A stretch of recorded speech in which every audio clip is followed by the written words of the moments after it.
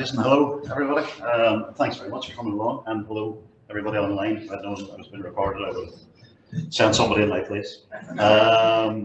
Thank you very much for joining us on a Thursday afternoon. I'm in term. This is my week off, so I've lost track of days.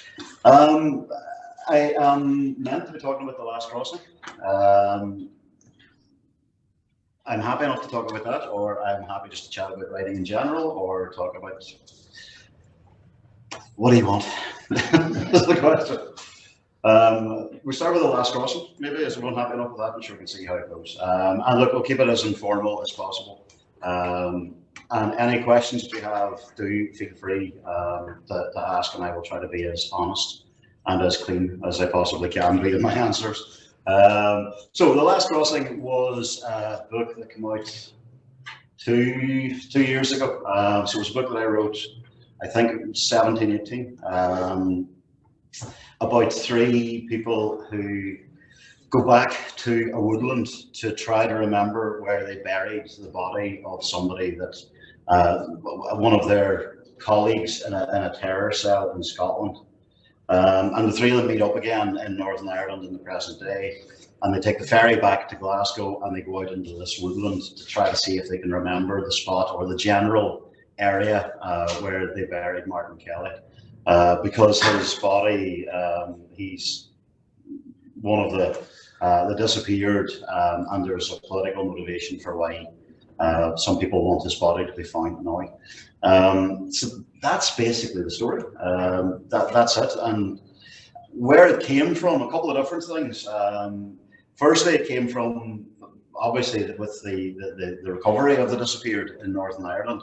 There have been a couple of instances where the people who were responsible for killing somebody have had to return to where the body was buried to try to remember the site of the grave, so that they could then refer this on to the Commission for the Recovery of Victims' Remains. And there was one story in particular that I read on a BBC website a number of years back now, about the recovery of one of the bodies. And there was one line in the story which said that three people who had been responsible for the killing were believed to have met up the year before and travelled back to the spot where the body was to try to remember where it was. And I kind of thought, what would that conversation have been? What would that journey have been like? How would you return to something after 30 years? And particularly, how would you return to a place where three people had acted in unison and then had separated, and 30 years had passed, and how would they have reconciled themselves to what happened? And would they be the same people? Would they be different? How would they have lived with what they had done? To what extent would they feel that it had impacted on their lives ever since? To what extent would they have been able to just kind of compartmentalize it and say that was a different life? And so the three characters are very much, they respond in three different ways. And so that was kind of the starting point. And then the other bit was, and I was explaining this to the reading group earlier, it was part of the reason why a big chunk of it was set in Scotland. My great aunt, when I was growing up, lived in Scotland. She was from Derry originally, and moved to Scotland, got married, and lived there her whole life. She never had kids, and so whenever we were young, we went over to Paisley 3 or 4 times a year. Every time, like mid-term, we would have been over in Paisley. We would have taken the ferry across, and Dad would have driven up through Scotland, and we stayed in her house in Foxbar. And my memory of it was kind of idyllic summers and massive gardens, and out playing football with my brothers, and we all had matching tracksuits. In different colours. They were colour coded so we could be identified in case our parents forgot who we were, I don't know. But we all had, those were kind of the memories that I had of it. And the man who lived downstairs from my aunt and uncle drove a taxi, drove a black cab, and he used to take us out driving around Glasgow. And I had all these fantastic memories of it. And we took my mum and dad back a couple of years ago before my dad passed.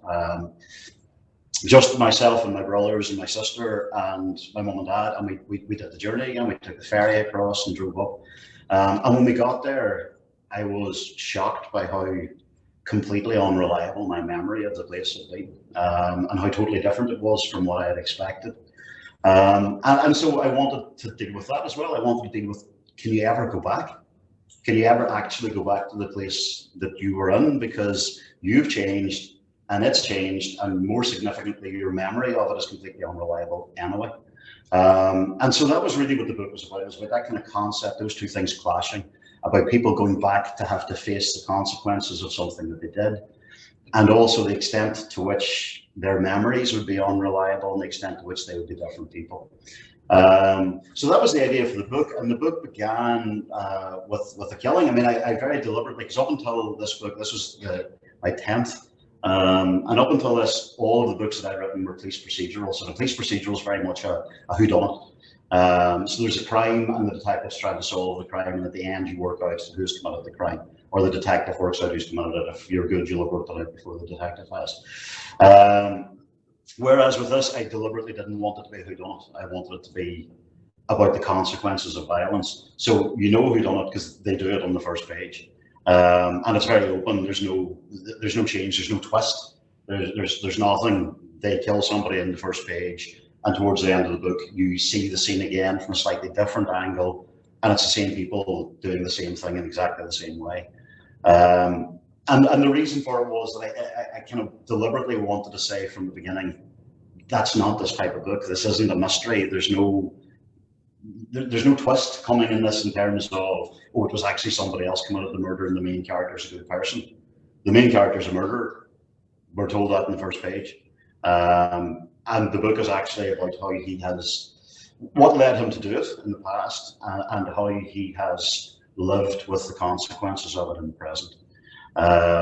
So it was a very deliberate structure. So I'm going to read the opening of it, and I'm going to edit it slightly for language, because this does appear on YouTube, and out of sensitivity for the audience. There is some violence in this that I should explain as well. But I'm gonna, if I stop in the middle of a sentence, it's because I'm self-editing. Martin Kelly cried for his mother before he died. His face was glazed with tears, his mouth a grotesque O, as first he pleaded for his life, and when it became clear that they would not listen to him, called for his mother. Stripped naked, he knelt in the grave they had already dug for him. The light of the torch Tony held caught the shiny skin of the scar in his lower abdomen, where he had his appendix out, standing out against the lividity of the bruising he carried there. Tony had wanted to cover him up, give him his coat to offer him some dignity, but Hugh had refused. He was aware of Karen next to him, her breathing quick and shallow as she watched, the black plastic bag of Martin's clothes which they had stripped from him twisted in her grip. Martin held out his bound hands in supplication, looking from one face to the next. It wasn't me, he said. I didn't do it. You're a liar, Hugh spat. I'm not, Martin sobbed. I swear on my mother, I'm not. And you knew what would happen.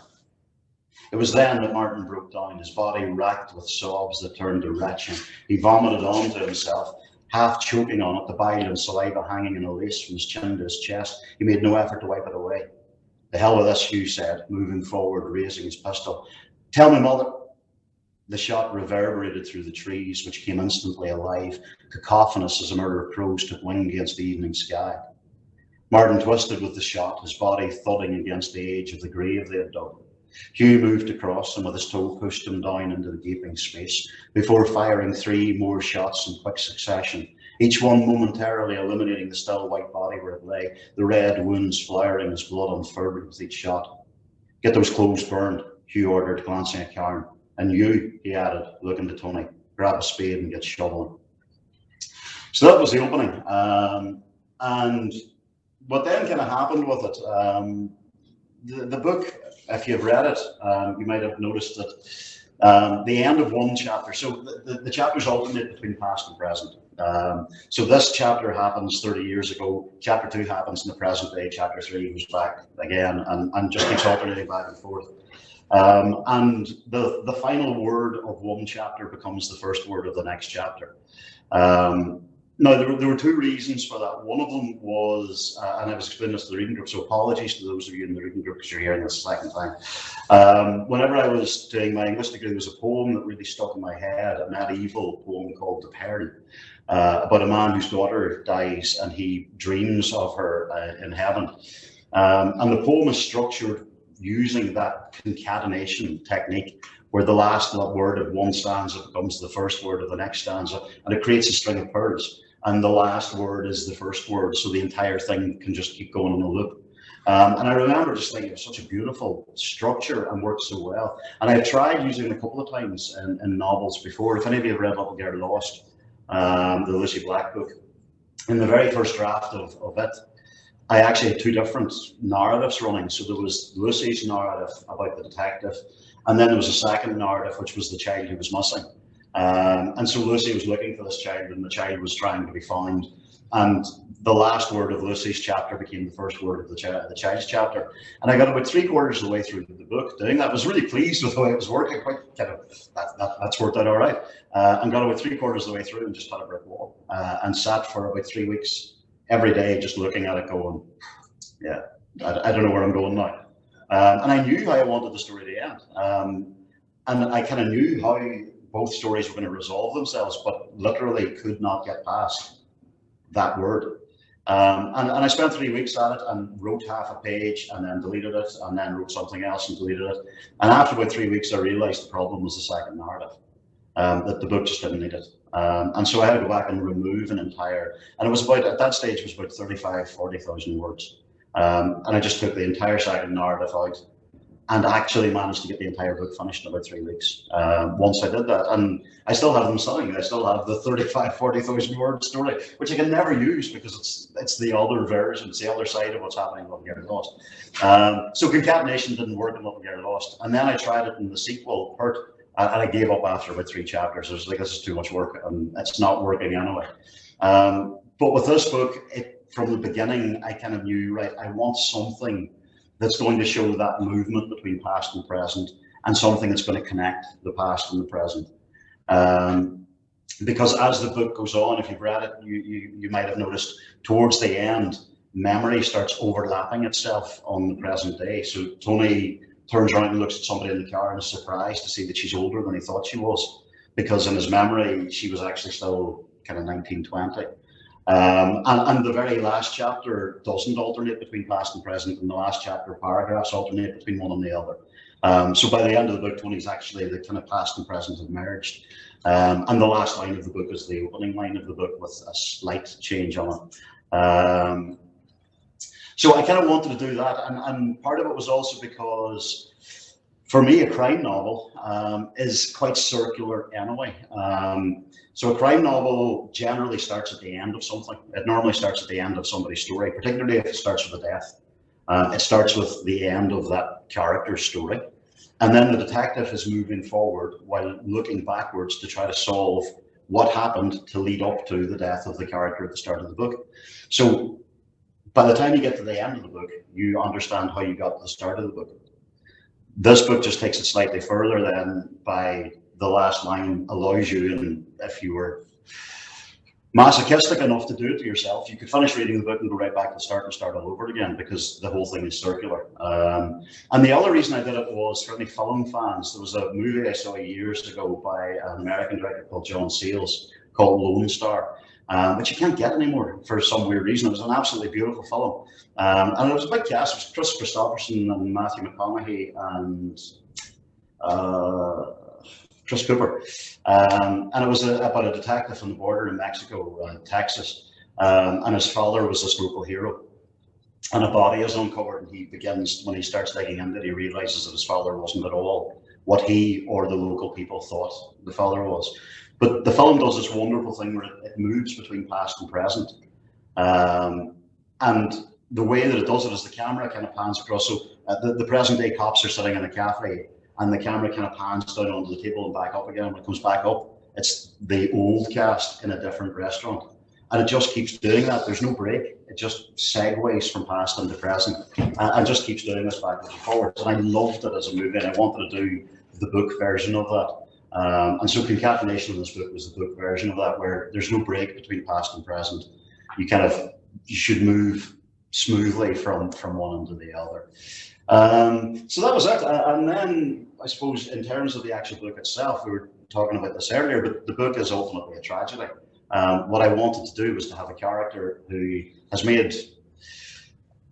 a decision, a judgment, a flawed judgment, based primarily on his own choices, but also partly on the fact that he's been manipulated slightly by circumstance or by other people, and by misunderstanding and whatever else, and makes mistakes. And I don't even just necessarily mean the killing at the start. I mean in terms of his relationships with other characters, particularly the character of Karen, and that he would only realise at the end of the book what his error in judgment had been, what his failure had been. And by the time he would realise, it would be too late to do anything about it. And that would be the tragedy. That would always be tragedy, that you discover insight too late to benefit from it. And it's that, how terrible is wisdom when it brings no profit to the wise, Sophocles' line. So that's very much what The Last Crossing was. It was a tragedy. And I wrote it, I think, 2017, and really struggled to get a publisher for it. Everyone who read it, every editor who read it said, it's lovely, really well written, beautiful. Nobody will buy it. And no publisher would touch it at all. And everyone was complimentary about it. Everyone said, look, it's a lovely book, but nobody wants to read about Northern Ireland. Nobody cares. And I was very lucky. Finally, a small independent publisher in London took the book, a publisher called Dome, and supported it. And they brought it out in hardback just as COVID hit. So lockdown hit and bookshops closed and everything else happened just as the book came out. And it was one of those ones where I was very much kind of sitting going, this just is blighted. This book is just not meant to be read by anybody. And thankfully, the crime writing community, which is a really close community, and crime writers tend to be very supportive of one another and kind of look out for one another. And part of the reason is because crime readers, if any of you are crime readers, and I'm assuming if you're here that a number of you are, you don't read one book a year. Like, let's face it, you might read 3 or 4 a week, but it's not a competition. Crime writers aren't competing with one another for readers. It's a rising tide that floats all boats. If people read crime, if people read Northern Irish crime, I'm quite happy to say, go read Adrian McKenty, read Stuart Nell, read Claire Allen, read Claire McGoyle, read Sharon Dempsey, read Jared Brennan. The more and more of those writers who have been read, then the more people will read everything written from here, and that's good for everybody. And so the crime writing community were really supportive of it, and particularly Ian Rankin and Anne Cleves very early on kind of got behind the book and trumpeted it. And as a result, my main kind of publisher then took the book on for the paperback release. So it eventually did kind of get a kind of a bigger release last year when the second lockdown hit. So I'm entirely sure it's about to be blighted or not. But, so it was a fairly torturous journey to publication. But it's there and it's out, and it's the best book that I could write at the time that I wrote it. So that's as much as any writer, I think, can hope for. Any questions? This is all a bit vague, I know, but any questions? Anything? Yes. I'm just wondering, what happened to your first publisher in London? Did they make money for the whole enterprise before it was taken on by your? Dome. Well, I don't know. They were really good in supporting it, and the book did okay, but it was lockdown. It was the first COVID lockdown, and they were a fairly small independent publisher anyway. So don't know is the simple answer. But yeah, I mean, they are very supportive of kind of writers who maybe are struggling to find mainstream publishing. And it was unusual for me because this was 10 books in. I'd already had 9 books out, but it was purely and simply subject matter. And I know there's been discussion about whether or not people want to read about Northern Irish crime and whether crime writers should be writing about the past and stuff. It's very, very difficult to get a readership for, because people, I think, people think they know what they're going to get, and that's unfortunate, because generally speaking, that's not what they're getting. And I think they're probably basing it on some of the trashier thrillers that were coming out in the 70s and 80s that weren't actually being written by people who loved it. But we'll see how that goes. Yes? Could you read biographical, how you got into writing, what's your history? Yeah, surely. was always a writer, and I kind of, that sounds like a really stupid thing to say, but like genuinely, when I was about 8, I remember there was a TV show called Airwolf that I was a big fan of. It was about a technologically advanced helicopter in a hollowed out volcano in Colorado or something, I can't remember. And I remember writing a story called Sky Fox about a technologically advanced helicopter and a hollowed out volcano in Derry. Didn't have quite the same cachet to it, but and I remember kind of writing it and cutting out pictures of explosions, and there were no shortage of them in 1980 in the Belfast Telegraph, and kind of sticking them into the story. And then when I was about 16, I wrote Catholic boys, Protestant girls falling in love over barricades story that I suppose kind of the Kevin and Sadie story that would have been quite popular in terms of schools then. And then whenever I was about 20, 21, I wrote a book. It was my first kind of proper book in terms of full length, which was a book called One So High, about 2 psychiatrists, one of whom is trying to work out whether the other one is actually mad or is just pretending to be. And it was based, I said it in Reading, and I had never been in Reading, ever. And the only reason I said it there was because I had already written a couple of chapters where the main character was on a train. And he was on the train for an hour and a half, so I took out a map and went, right, where would it be about an hour and a half from London? Yeah, Reading, that looks like it's about number. It was ridiculous. And I was reading Hamlet, Dracula, and The Silence of the Lambs all around that time. So it was literally, if you can think of the child of those 3 stories, people pretending to be mad in asylums while drinking blood. That was fairly much the book. It's still, strangely enough, the central character in it was called Devlin, so I reused the name. But I sent it to one publisher. They sent it back and said no, and I kind of went, right, that's obviously rubbish now, and I put it away in a drawer. I still have it, still have the manuscript for it. Probably is rubbish. I haven't read it since. And then whenever I finished my degree, around that time, No Alibis opened on Botanic. And just after I finished my degree, I went in one day, and I've never really read crime. I'd watched a lot of Morse. Whenever I was growing up, my dad had lost his hearing whenever he was a child. And so he tended to watch programs that were subtitled. And Morse was the program that was subtitled most accurately. And so he used to sit and watch Morse every once in a while. I would sit and watch it with him, and loved the program as much because I was spending time with my dad as anything else. And so whenever I went into No Alibis, and they had an omnibus edition of Morse sitting in the window. So I went in and I bought that, and I bought Ian Rankin's Black and Blue, just because I liked the colour. That was literally it. It was that kind of bluey grey cover of trees. I went out and read it, and about 3 days later went back on and said, right, I've read on what else have you got? And Dave Torrance, if any of you know him, is the book selling equivalent of a pusher. You kind of go, right, well here, that's your gateway, now try this. And here's a wee free one for you. See how you get on with James Lee Burke. And of course, then 3 days later, you're back and going, I want everything that he's written. So I read lots and lots and lots of crime for about 10 years. Then I just from 20 through until 30. And when my wife was expecting our first child, I started writing Borderlands.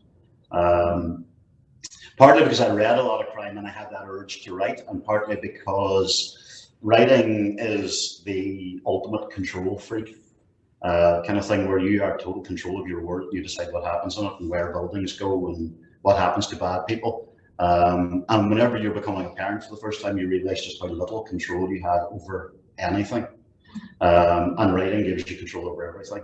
So I do think it was a response to that. I think it was at a subconscious level, it was a crime novel because it was a way of kind of keeping the word safe. And from my own personal point of view, it was a way to kind of feel like I was in control of something. Because the rest of my life was like everything was just a child was coming along. We were kind of married and started a new job, and just there was so much change. And I wrote it. The first one was I loved series novels. I loved like Ian Rankin and James Lee Burke and Colin Dexter, and kind of more laterally Anne Cleeves and Val McDermid and so on as well. But in those kind of very early stages of reading Rankin and Morse and Rebus, or Robichaud, the James Lee Burke ones, I was a massive fan of. And around that time, Morse had died, because The Remorseful Day had come out.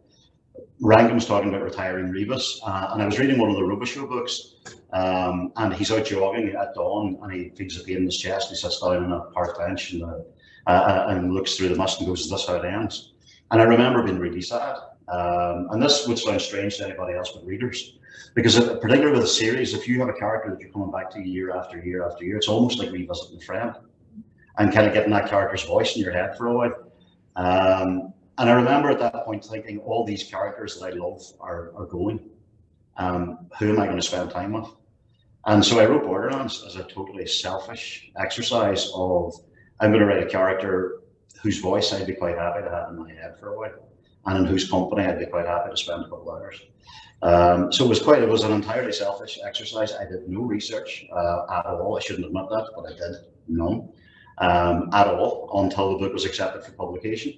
And then I had to go down to the Garda station, and I've told this story before, so apologies if you've heard it, but I called the Garda station in Lifford. I had been out working in the garden painting our fence, and I'd been painting it medium oak, which is a slightly red colour. And I had a white t-shirt on that was covered in red paint because I've been painting myself more than that.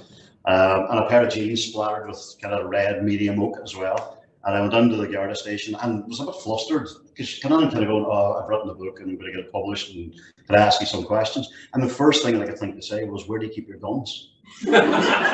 And the guard looked at me in all seriousness, and he kind of looked me up and down. They went, "There's a wee cupboard in around there, and the keys are underneath the desk." But I'm assuming he's joking. He may well not have been. In every Devlin book since, the key for the gun cupboard is under the desk, because that's where he said it was.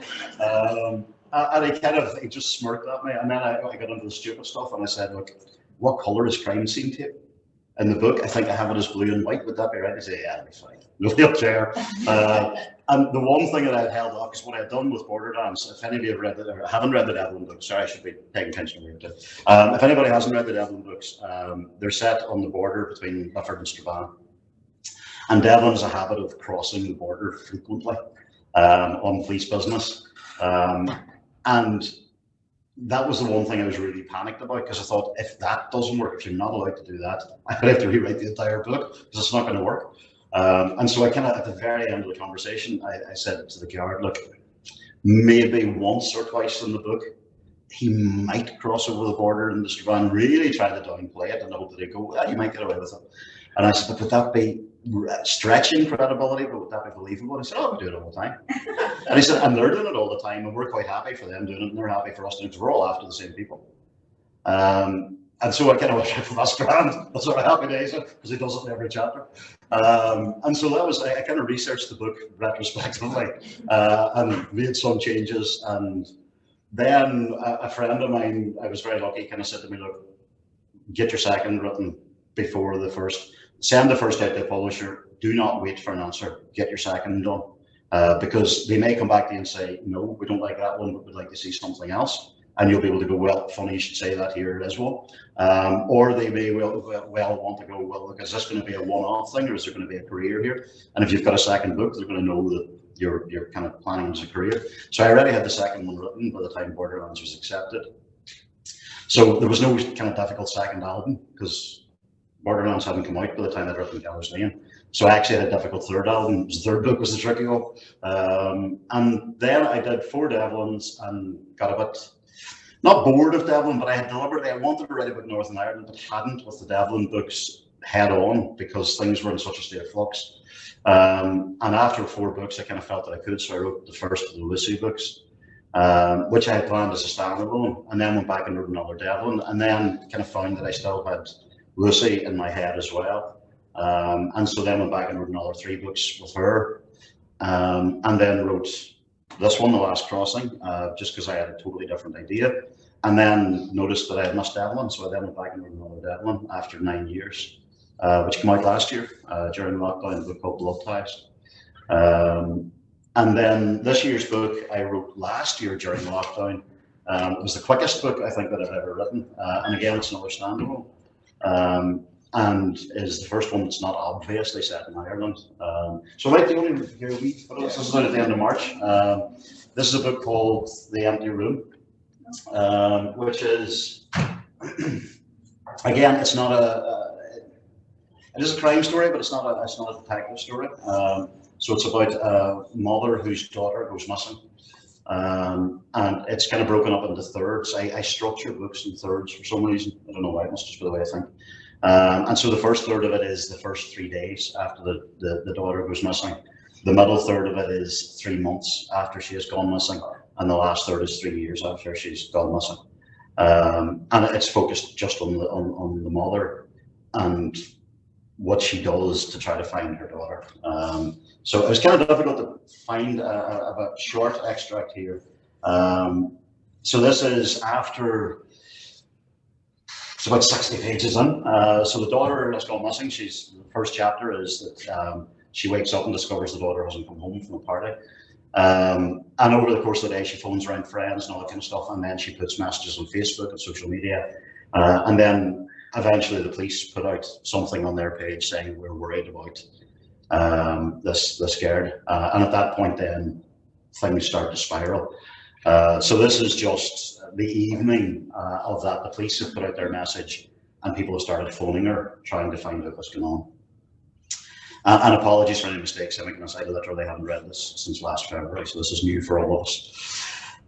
The day bled into evening with constant messages and phone calls from old friends and colleagues, calling to offer their best wishes, their prayers, or to satisfy grim curiosity. Sometimes all three at the same time. What had happened? Did they think she was injured? Where was she? The first few calls I answered as best I could, grateful for the distraction of company, even at a remove on a telephone, explaining what I'd been told and all that I had learned. My worry was raw, the consolation of a compassionate audience so appealing. But the consolation did not last. The emptiness and the jagged edges of my own thoughts floating back in to fill the space when the call ended and the silence returned.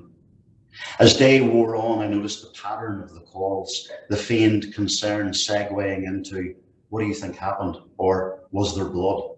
One old friend from school even asked if the police thought there's a sexual element to it all. I knew the tuts of shared sympathy were marking time while the listener waited for a gap to direct me to the next prurient detail. I worked out very quickly the difference between those asking, how are you? And those asking, what happened? The former call only required a moment or two of conversation. By day's end, the latter got even less. And yet with each ring, each unrecognised call, I felt I had the answer. In case Ellie was at the end of one such number, found somewhere, or stumbling into some remote bar or house to call back home and ask to be collected. At 5 p.m, a woman reporter from one of the national papers called. Initially, I thought they knew something. Why else would they take an interest in Ellie? In me? Has she been found, I asked, my voice cracking, stomach churning in the expectation of a response. Has she been found? Echoed back at me. Have the police said? Said what?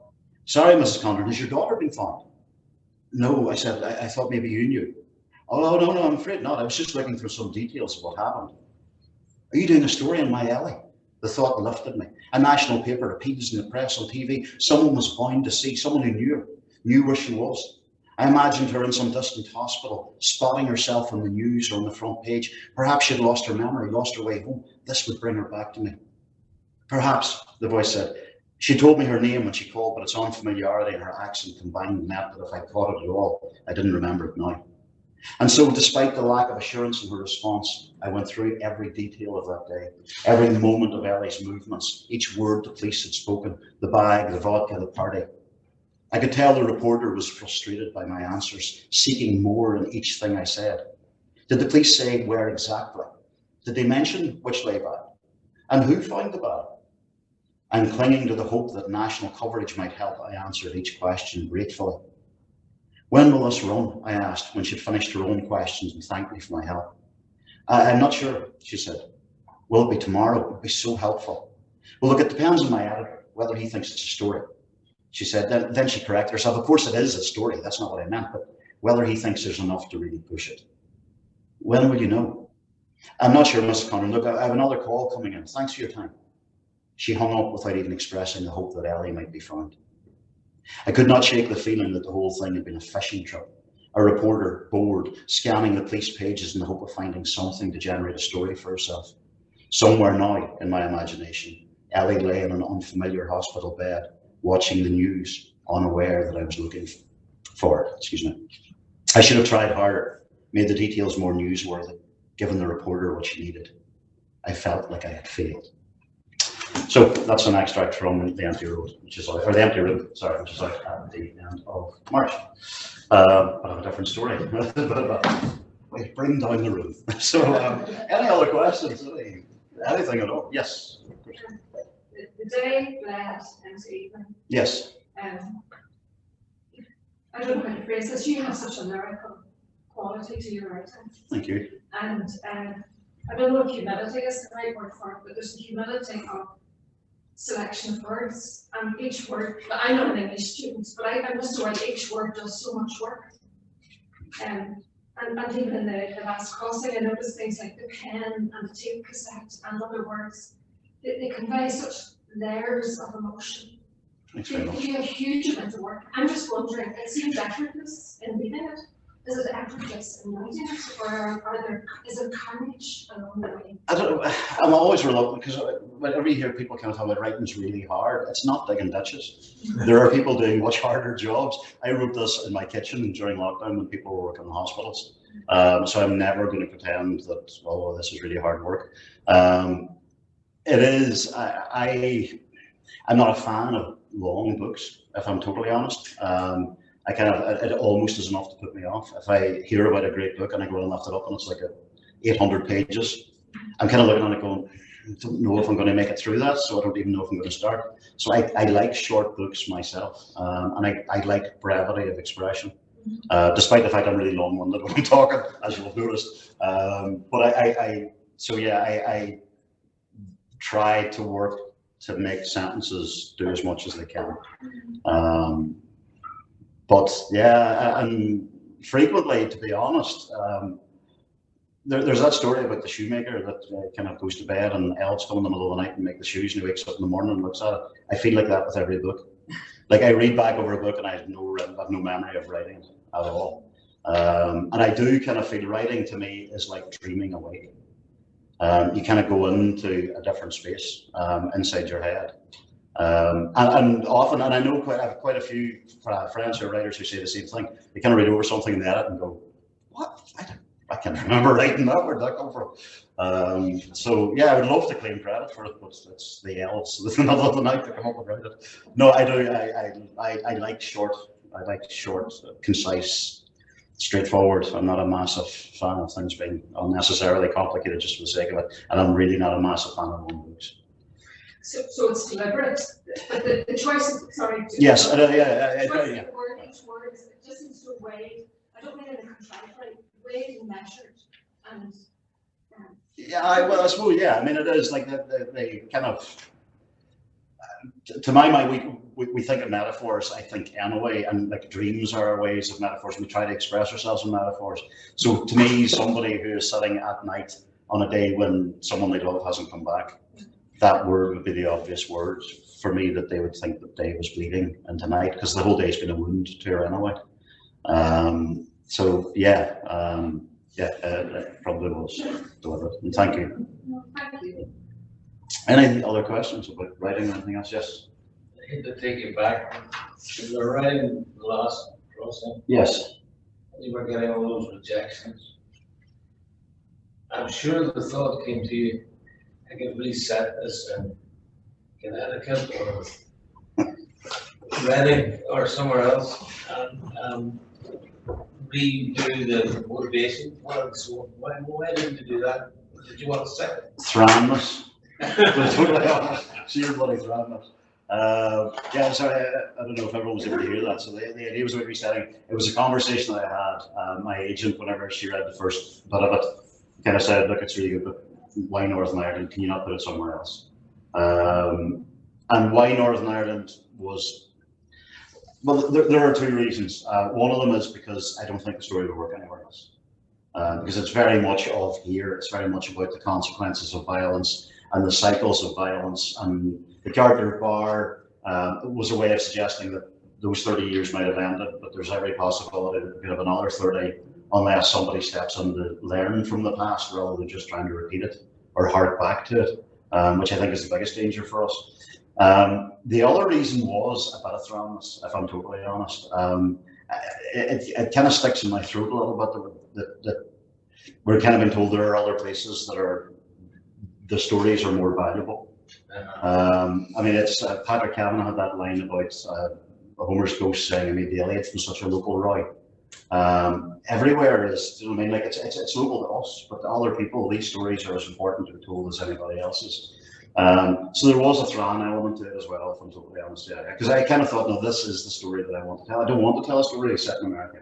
I want to tell a story here, and a lot of the procedurals, although there is a kind of an Irish background to them, they're not really about the past here.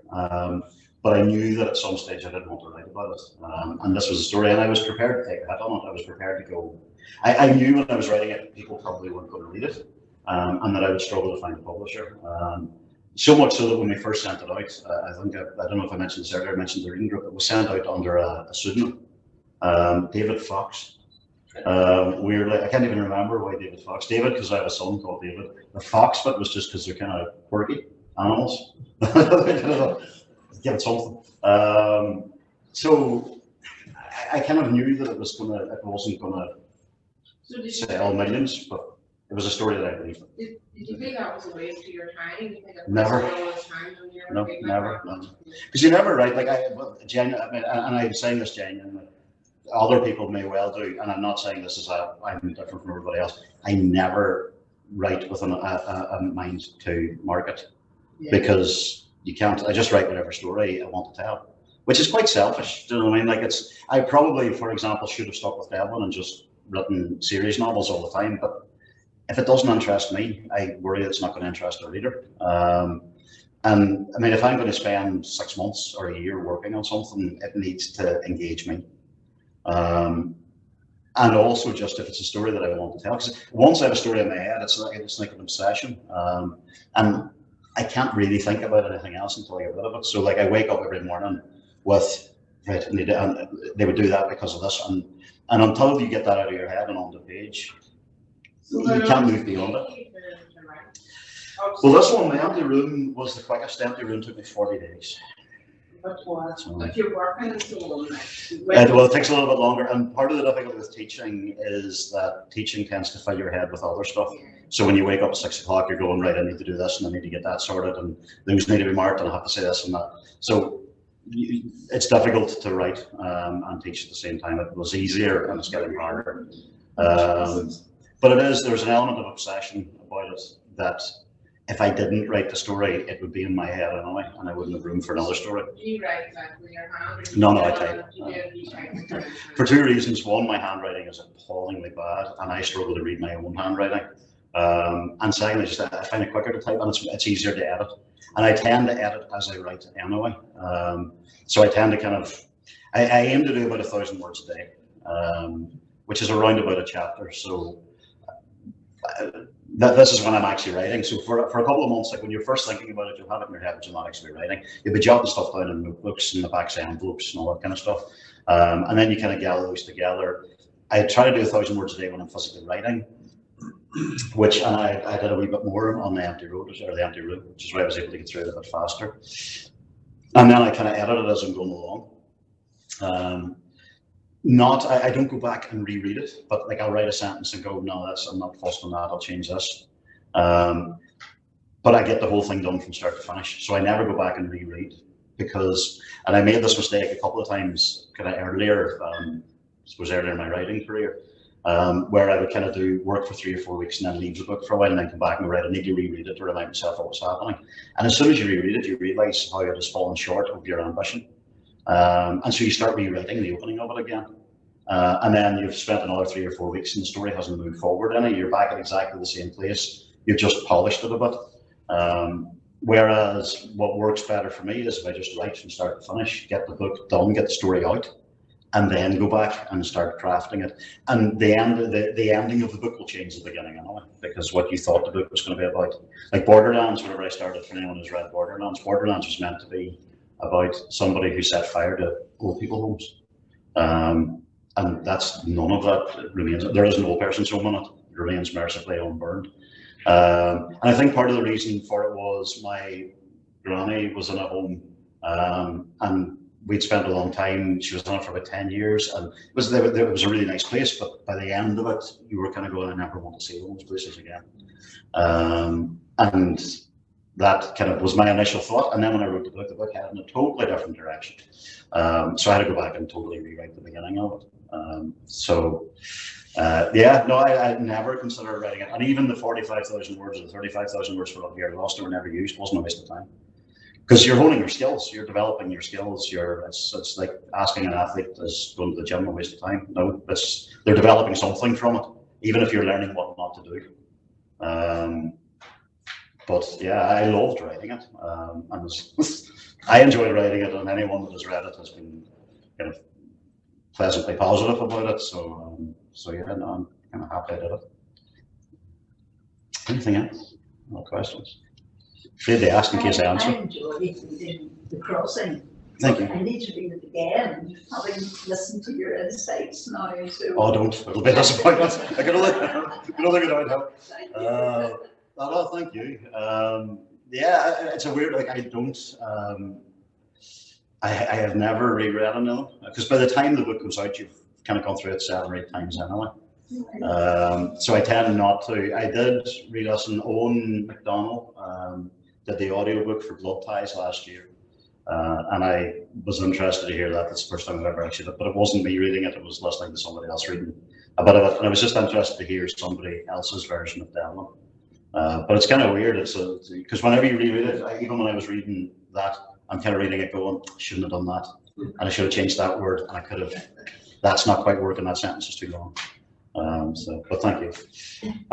Yes, sorry. Have you been approached by TV or filmmakers to option? I would have thought the last Crossing, but in view of what you said about the most recent book being set in a kind of generic place, maybe not the limit itself.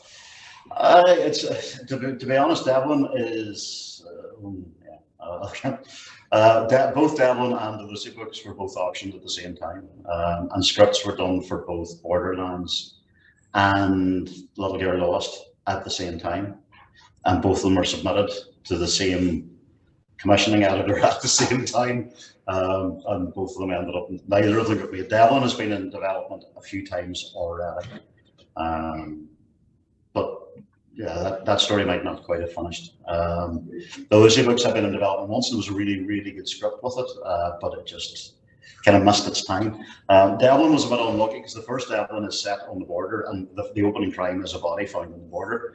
And by the time it got into development, the bridge had come out, which is about a body being found on the border. Now, I feel justified in saying Borderlands came out years before that. Because people were kind of saying afterwards, "Oh, did you get that idea from the bridge?" No. So yeah, and The Last Crossing is one that I would be quite interested in trying to do something with. It's a story that I don't feel I've quite finished with. But a lot of that, again, it's out of your control. Do you know what I mean? It's just if somebody is interested in trying to develop it. It's quite difficult to get stuff made from Northern Ireland. It's starting to change, thankfully. I think like things like Belfast, obviously. And there's this new one, Blue Lights, that's been made here, and Hope Street's been made here. So they're starting now to try to get a bit more regional TV being made here. But for long enough, it was very, very difficult to get anything from Northern Ireland. Even called it Line of Duty, which is fantastic. It was filmed here, but isn't set here. But that might change. And there's so many good stories from here that should be getting made for TV, from so many other writers as well. But anything else, or are we taking up enough of your afternoon? Look, thank you very much for joining us this afternoon. If you do have anything that you maybe always want to ask on one-on-one, I'll be hanging around for a couple of minutes anyway. So, okay, thank you very much. And thank you everybody.